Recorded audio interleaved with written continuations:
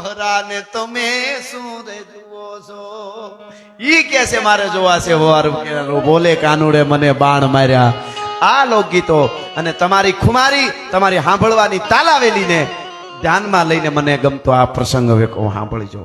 ધર્મ માટે હું તમે મળ્યા છે. આ યુવાનો આવી મહેનત કરે છે એને એનું ફળ તો પેઢીઓ સુધી મળશે, એમાં કોઈ કહેવાની જરૂર નથી. તમને જ પછી ખબર પડશે કે શું મળે આમાં.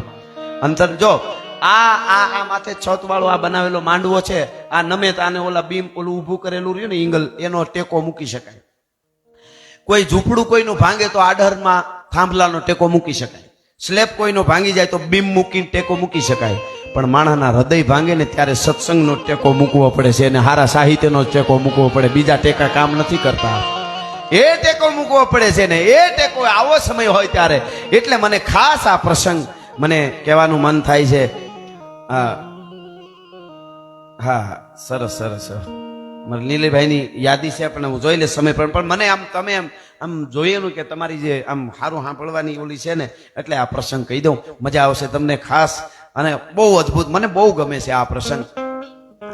રૂપાલા સાહેબે, આપણા પરસોત્તમભાઈ રૂપાલા સાહેબે મોજે દરિયા કરીને કાર્યક્રમ શરૂ કર્યો છે. પોતે બેઠા હોય ને સાંભળીને વાત હોય, એમાં મુરબ્બી ભીખુદાન બાપા, માયાભાઈ અને અમે બધાએ વાતો કરી. એમાં મેં આ પ્રસંગ હવે કહેવા જઈ રહ્યો છું. એ કીધો 5-5 મિનિટે રોતા હતા રૂપાલા સાહેબ, અને એમાં ઘણું કીધું કે આના માટે આપણે આગળ જતા ઘણું કરશું એમ. એટલે આ પ્રસંગ સાંભળજો. હાંજનું ટાણું, ધીરો ધીરો ધીરો ધીરો ધીરો દાદો સૂરજ છે એ રનાદાના ઓરડાએ જાય, અને રનાદે દૂધનો કટોરો ભરીને જાણે ત્યાર હોય એવે હાંજને ટાણે વિષ્ણુનો હારો, લક્ષ્મીનો તાત, ચંદ્રનો બાપ, ચૌદરત્નનો અધિષ્ઠા, સમદર ઘૂઘુ ઘૂઘુ ઘૂઘુ કરતો ગાંડો થઈને દાદા સોમનાથના મંદિરને ઠપાટું મારતો હતો. ધીરો ધીરો ધીરો ધીરો ધીરો દરિયો ઠપાટું મારતો હતો. અને એમાં મંદિર તૂટેલું હતું સોમનાથનું મંદિર તૂટેલું હતું. પણ તૂટેલા મંદિરમાં શિવલિંગને ભૂદેવો પૂજાને આરતી કરતા હતા. આરતીના નગારા ઘુઘુ ઘુઘુ ઘુઘુ વાગતા હતા. ધ્રુજમાંગ નગારા વાગે, એક બાજુ આરતી હાલે, એક બાજુ દરિયો સોમનાથ મંદિરને ઠપાટું મારે. એવે ટાણે સોમનાથમાં એક બાઈ આવે છે. આંગળી 7 વર્ષનું બાળક છે, પોતાનો દીકરો 7 જ વર્ષનો. એ ભેળો હાલ્યો આવે છે આંગળી પકડી માની. માં દીકરો પગે લાગ્યા સોમનાથને, આરતી લીધા પછી બાઈ પાછી વળી અને કીધું બેટા અંધારું થઈ ગયું છે, હાલો જટ ઘરે વયું જવું છે. તઈ માના ઓઢણાનો આમ છેડો પકડી અને આમ ખેંચ્યો બાળકે, અને શું કીધું, માં ઘરે નથી જાવું. કે તો બેટા કેમ ઘરે નથી જાવું? મને મારા બાપ પાસે લઈ જા ને. હે કે મને મારા બાપ પાસે લઈ જા, માં ઘરે નથી જાઉં, મારે મારા બાપ પાસે જાઉં. બેટા જીદ ન કરાય, હાલ ઘરે અંધારું થઈ ગયું, હાલી તને ઘરે જઈને બધી વાત કરી. નહીં માં, મને મારા બાપ પાસે લઈ જા ને. નહીં, સાનો મનો થઈ જા, બોલ માં, હાલ ઘરે જવું છે જટ. 2-3 વાર કીધું ત્યારે બાળકે માના ઓઢણનો છેડો વધારે મજબૂત પકડીને આમ ખેંચીને કીધું કે માં 7 વર્ષનો છું પણ તારો દીકરો છું, ડગલું નહીં ભરું અહીંથી. આખા ગામના છોકરા મને મેળા મારે છે કાયમ, તું નબાપો છો, બાપ વગરનો છો. અમારે બધાને જો બાપ, તારે બાપ નહીં ખાલી માં જ છે, નબાપા એમ કરીને રમવા જાવ તોય ધક્કા મારે છે. તો મારે બાપ ન હોય માં? અને તું હું જ્યારે તને આવીને ફરિયાદ કરતો છોકરો કે માં કે મારો બાપ કાં નહીં, બધાને બાપ ને મારે માં કાં બાપ નહીં, મને મારા બાપ પાસે લઈ જા. તઈ તું એમ કહેતી કે તારો બાપ છે ને સોમનાથમાં છે, સોમનાથ જાઉં તેથી દર્શને, તેથી તારા બાપ પાસે લઈ જા. આજ સોમનાથ આવ્યા, તું કેશો હાલો ઘરે, મને મારા બાપ પાસે લઈ જા. માં નામ નથી લેવાય એમ, તારી કાંઈ ભૂલ છે તો એમ કે કેમ મારા બાપ પાસે નથી લઈ જાતી? બાઈએ કીધું તો બેટા આ મંદિરમાં બેઠો એ તારો બાપ, બેટા જીદ કરી કે માં મંદિરમાં બેઠો એ તો દુનિયાનો બાપ સોમનાથ છે, હું મારા બાપની વાત કરું છું. મારો બાપ ક્યાં છે એ મને કે. ગામના છોકરા મને બાપો કેમ કહી શકે?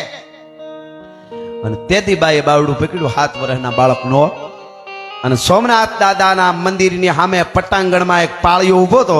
ત્યાં જઈ પાળિયાની સામે પલોઠી વાળીને બાઈ બેઠી, બાજુમાં દીકરાને બેહાર્યો, અને પછી કીધું કે બેટા કાયમ કહું છું ધીરો રે, તું દરાર કે મારા બાપ પાસે લઈ જા. તને ગામના છોકરા નબાપો કહે છે ને, મેં અહીંયા કીધું મંદિરમાં બેઠો એ તારો બાપ, તો તે કીધું એ તો સોમનાથ દુનિયાનો બાપ છે. તો હવે સાંભળી લે તારો બાપ કોણ છે એ વાત કહું. અને મિત્રો ઈશ્વરિયા ગામના સુગ્ન શ્રોતાઓ છો એટલે આ વાત આપને મને કરવાની મજા આવે છે. એ પાળિયાની સામે બેઠેલી બાઈ પોતાના દીકરાને વાત કરે છે 7 વર્ષના. તે સાંભળી લે બેટા તારો બાપ કોણ છે એ તને કહું. અને શું કે છે, બેટા આજથી 8 વર્ષ પહેલાની વાત છે, જાજા વર્ષ નથી થયા. એ બાઈ કે છે 8 વર્ષ પહેલા નાનકડું એવું નગર, તરવરિયો એક નગરમાં એક જુવાન, 22 વર્ષનો જુવાન ઘોડા ખેલવે, તોફાન કરે, ગડી દડેની રમતું રમે, પોતાના મિત્રોની હારે હેડી જોડીના મિત્રો હારે મોજથી ફરે, મોજ કરે, તોફાન કરે. લાલ ટહેરું ગાલમાંથી પડે, ઝીણી ઝીણી મૂછડિયું પણ વાય ફરકે મૂછડિયું, અને રયણ જબુકે દંત, જોઈ લ્યો પટોળા વાળ્યું, આ તો લોબડીયાળીનો કંથ. ભાઈ આવો તરવરિયો ફાટી પ્યાલાનો જુવાન. ઈ જુવાન ઘોડા ખેલવે. બાય વાત કરે છે ઓલા બાળકને, ઘોડા ખેલવે અને ગેડી દડેની રમત રમવા જાય. એ રમત રમી અને જુવાન બપોરે ઘેરે આવે છે, પણ બપોર નમી ગયા છે. બપોર નમ્યા પછી ઘેરે આવ્યો, જમવાનું બપોરનું બાકી રહી ગયું, રોંઢો થયો. એ રોંઢાને ટાણે ઘેરે આવીને મીંડો રાયડું નાખવા. ભાભીમાં શું કરો? હા દેવરજી, કે મને ખાવા આપો, જલ્દી કરો, બહુ ભૂખ લાગી, રમવામાં મોડું થઈ ગયું. હા દેવરજી બેસો, આપું છું. બેહી ગયો. ભાભીમાં જટ આપો, જલ્દી કરો. કે આપું છું દેવરજી. એટલી બધી ઉતાવળ નહીં, જટ કરો, ખબર પડે કે નહીં? હું આવતા તૈયાર હોવું જોઈએ મારી થાળી. કે પણ તૈયાર જ, હું આપું તો કે નહીં, હું બેહું ના હારો થાળી આવી જાય. ભાભીમાં તમને ખબર પડે કે નહીં? મને ભૂખ લાગી હોય. આવો તોફાની પોતાના મોટા ભાઈને ઘરેથી ભાભીમાં એને કે મને ભૂખ લાગે એટલે મને જરાય નો હાલે તરીકે. બહુ જ્યારે ઉતાવળ કરવા માંડ્યો ને ત્યારે ભાભીમાં, જોજો આ દેશમાં ધર્મ ધ્રુજો છે, ત્યાં ભારતની શક્તિ આગળ આવી અને રસ્તા બતાવ્યા છે. માવડીઓની બહુ જરૂર છે યુવાનોને જગાડવા માટે. યુવા ધનને જગાડશે નારી શક્તિ તરીકે એ ધારે કરી શકે, એને સારું જ્ઞાન આપી શકે. માં છે ને જન્મ માં આપે. આને શું કીધું? ભાભીમાં બહુ કર્યું ને, બહુ ઉતાવળ કરવા માંડ્યો ને, મને જમવાનું દઈ દેવું, મોડું થાય મને પોહાય નહીં, તમને ખબર ન પડે. તઈ વિવેક દઈને બોલી, હો નારી શક્તિ. શું કીધું? ઓ હો મારા દેવરજીને આજ એટલી બધી ઉતાવળ, મને એમ લાગે છે બપોરા કરી, રોટલો ખાઈ, ભોજન કરીને સીધો સોમનાથની સખાઈતે જવાનો લાગે મારો દેર, એવું લાગે મને આજ. જુવાન શું કે, ભાભીમાં સોમનાથની સખાઈતે કેમ જવું પડે? શું કામ જવું પડે? દેવરજી તમને ખબર નથી? ના મને કાંઈ ખબર નથી ભાભીમાં. કે તો સાંભળી લ્યો દેવરજી, તમને ક્યાંથી ખબર હોય? તોફાન કરવા, શિકાર કરવા, ઘોડા ખેલવવા, ઘોડા દોડવવા, અને ભાભીમાને આવી અને ખીજાવવું અને રોટલા બગાડવા. તોફાન કરવા, ઘોડા ખેલવવા, શિકાર કરવા, ભાભીમાને ખીજવવા, ઈ વાંધો નતો, પણ રોટલા બગાડવા કીધું. ઘડીક પેલા 22 વર્ષના યુવાનના મુખ ઉપર બાલિશતા હતી, એ પ્રકૃતિનો મરોડ બદલાઈ ગયો અને કીધું, ભાભીમાં મારી માં નથી ને, તું પરણીને આવી તે તને માં માનું છું. ભાભી કયો કે ભોજાઈ કયો કે માં કયો, મોટા ભાઈના ઘરેથી એટલે એ માં જ કહેવાય. ભલે મારી 22 વર્ષની ઉંમર, પણ તારી પાસે માં આવું છું ને ભાભીમાં, તઈ હું બાળક જેવો મને હું અહેસાસ કરું છું કે મારી માં છે મારી ભાભી, એટલે મને લાડ કરવાનો હક છે, એટલે તારી પાસે ભાભીમાં લાડ કરું છું તમારી પાસે. પણ તમે એમ કહેતા હો કે રોટલા બગાડવાનું તોફાન કરું છું, હું રોટલા બગાડું છું, તો ભાભીમાં હવે મને સમજાવો, સોમનાથથી સખાઈતે શું કામ જવું પડે એવું છે? કે દેવરજી તો સાંભળી લે.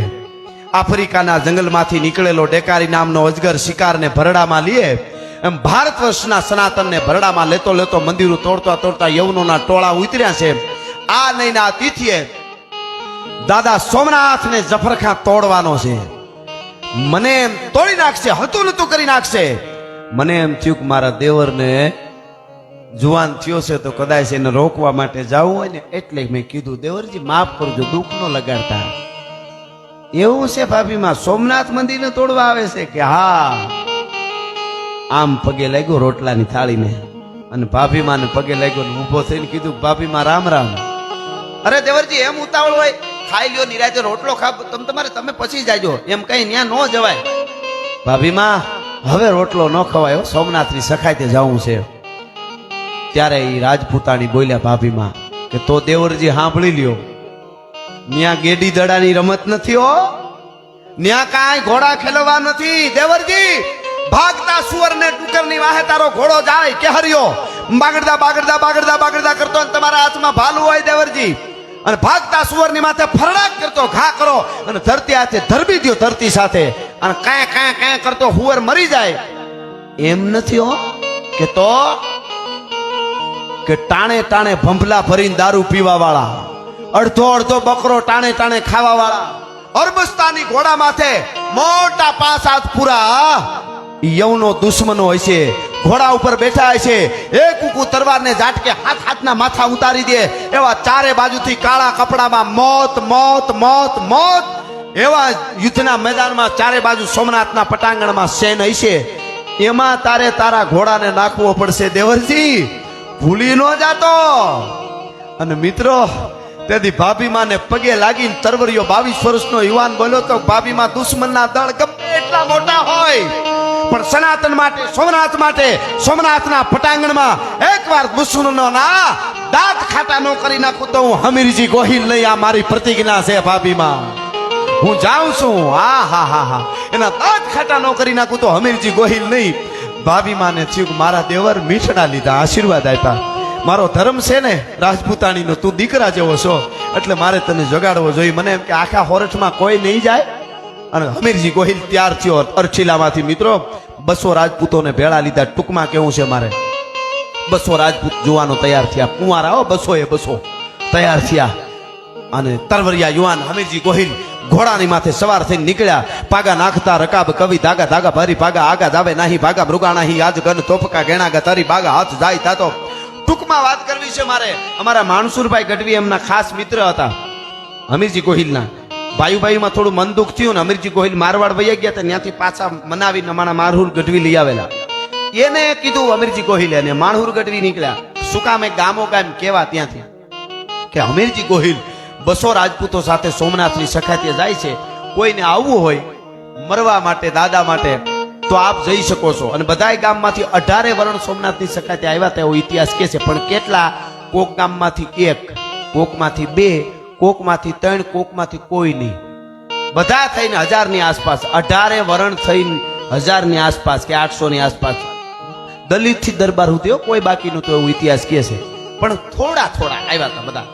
અહીંયા 200 રાજપૂતોને લઈ ટૂંકમાં વાત કરી દઉં. હમીરજી ગોહિલ નીકળ્યા ગાંડી ગીરમાં રાત રોકાણા. વચ્ચે રાત પડે ને, જાતી વખતે ઘોડા લઈ જતા હોય, રાત પડી એ વખતની એને જમવાની જે કાંઈ વ્યવસ્થા છે એ કરી. હવે ફિક્સ રાખી દેજો ઘડીક કેમેરો ભલ્યા, ઘડીક ફિક્સ રાખી દેજો, ઓલી વાત ચાલે છે ને એટલે ઓલું ન થાય. ખમા ખમા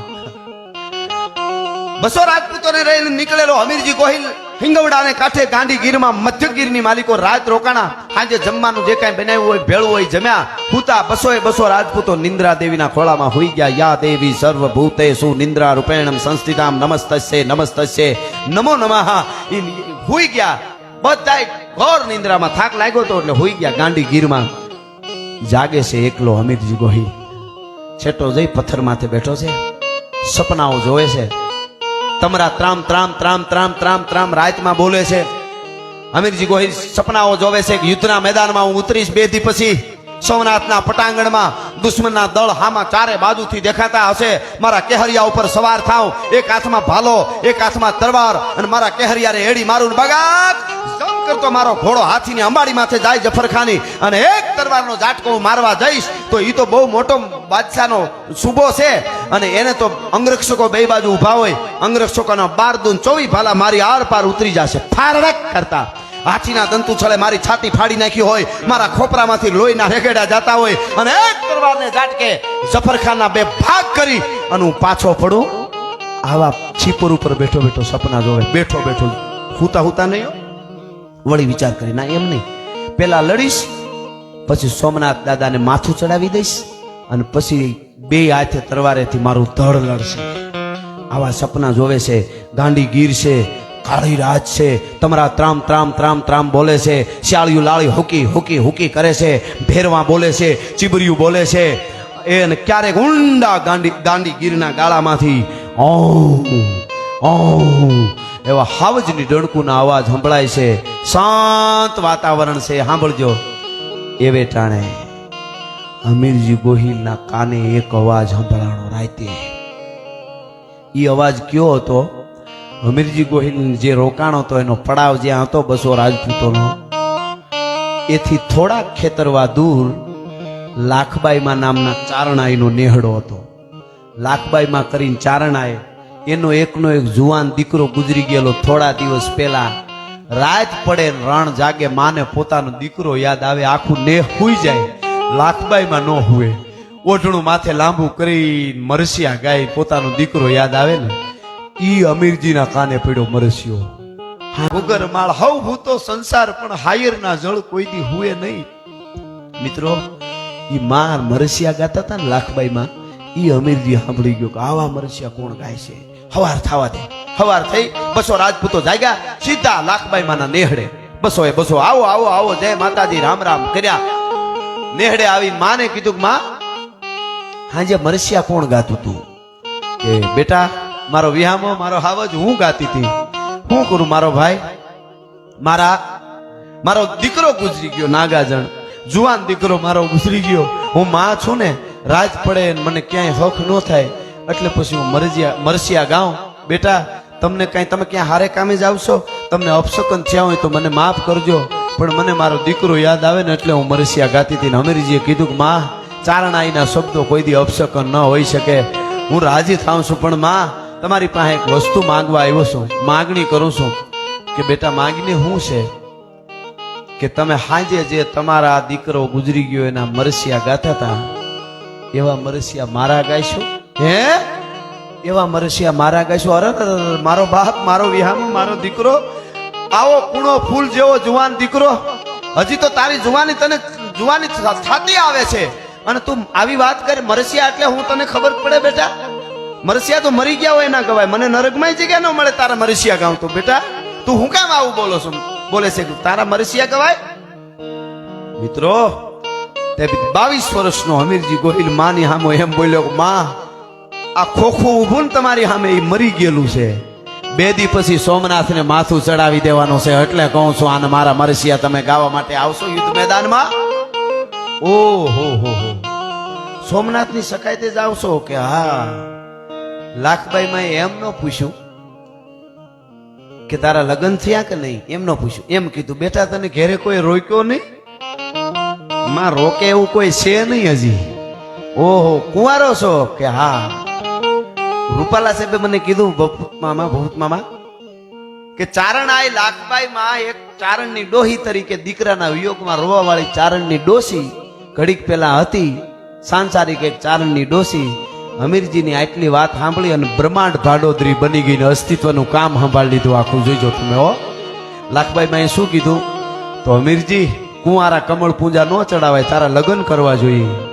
અરે માં, આ મડા હારે કોણ ફેરા ફરે? આ મડા હારે કોણ ફેરા ફરે? 2 દી પછી ખબર જ છે મરી જવાનું છે.